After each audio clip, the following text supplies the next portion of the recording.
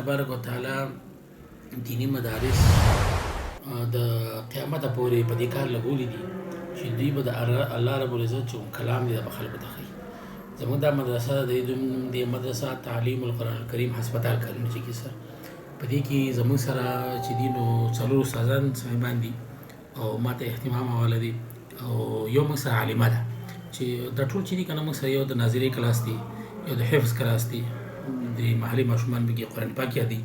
او د قیدې تشې ماشومان دي. عالمه ده چې کوم زنانه دي راځي هغوی ته ترجمه کوي، کوم جنکۍ دي هغوی خپل د عصري تعلیم سره سره داسې د قرآن پاک ترجمه شوه، عربي ګرامر شو، صرف نحوه شوه او مختلف قسم داسې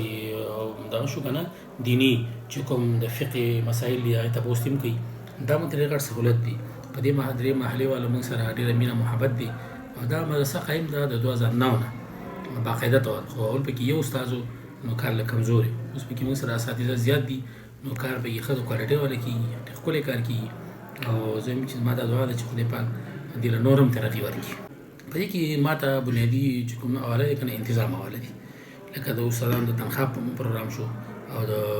طلباو انتظام شو، هغوی دپاره د قرآن شریفونو د هغوی دپاره د تپایانو دا ما ته حواله دی او د دې سرپرستي ما ته حواله ده او چې کوم طلبا دي هغې نه زه امتحانات اخلم په خپله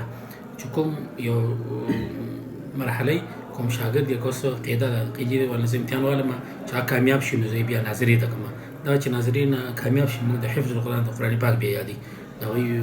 دغه کار ما ته حواله دی. فی الحال چې موږ سره مسافر طلبه کرام نشتي، دا موږ اشتهار کړی دی، رابطې شوي دي خو لا څوک راغلي نه دي او د محلې موږ سره تقریبا د 100 نه له پاسه طلبا دي، ډېر هم زیات دي. په هغې کې پکې موږ سره د حفظ القرآن چې دي 18-19 کسان دي، دغسې د ناظري او د قیدي چې دي لږ بږ 60-70 هغه دي او دغسې موږ سره د ترجمې جنکۍ هم دي، هلکان هم دي، ټول د محلي ماشومان دي. راتلونکي وخت کې انشاءالله تعالی زموږ دا یو پروګرام دی چې دا بنیادي طور موږ سره د کلاس رومونو ډېر غټ کمی دی. موږ فی الحال چې کوم د بناتو یعنې جنکو شعبه ده هغه د دې جومات نه لاندې هغوی کار کوي په 2 کلاسونو کې او زما دا پروګرام دی زه یم چې د دې په چت من له پاسه داسې ښایسته مدرسه جوړه شي او د جومات صرف عباداتو ته او د محلي والو ته وزګاره شي. راتلونکي وخت کې زموږ دا پروګرام دی چې د حفظ زموږ سره 2-3 کلاسونه او دغسې دي کتابونه الله پاک شروع کړي او چې آخري درجې پورې چې کوم سبق ویل کېږي 8مې درجې پورې هغې پورې زموږ پروګرام دی، خو هغې کې به لا ټایم لګي. فی الحال زموږ دغه بنیادي کار دی او هغې کې به لا اوقات وخت به پکې لګي.